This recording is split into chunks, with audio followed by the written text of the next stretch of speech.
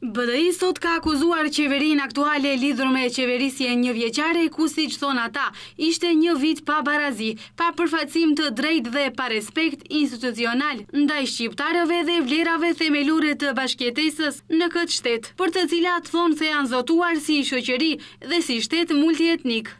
Sot jemi mbledhur për të ngritur zërin për një çështje të veçantë dhe jashtëzakonisht të rëndësishme, shtypjen institucionale që po ndodh në fushën e sigurisë dhe të mbrojtjes, në zemrën e institucioneve që kanë për detyrë të garantojnë rendin, drejtësinë dhe barazinë për të gjithë qytetarët pa dallim. Në Ministrinë e Punëve të Brendshme, zëvendës ministri shqiptar është i injoruar, i marginalizuar, sikur të mos ekzistoj fare. Në rastin e Koçanit, as që u pa, zëvendës drejtori shqiptar i Byros për Siguri Publike dha dorëheqje për shkak të mospërfilljes sistematike.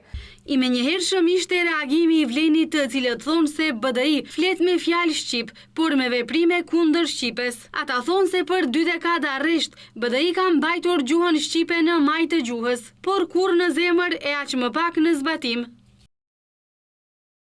Faktet flasin vetë. Sipas inspektoratit për përdorimin e gjuhëve, nga 50 raste të dërguara për ndjekje gjyqësore për mos respektim të shqipes, 13 janë kundër funksionarëve shqiptar, shumica dërmuese prej BDI-s, dhe kush është personi i parë i paditur më 2 janar 2024, askush tjetër përveç ish-ministrit të arsimit, Jeton Shakiri, kuadër i BDI-s. Ironi tragjike për një parti që shtiret si mbrojtëse e arsimit dhe gjuhës amtare.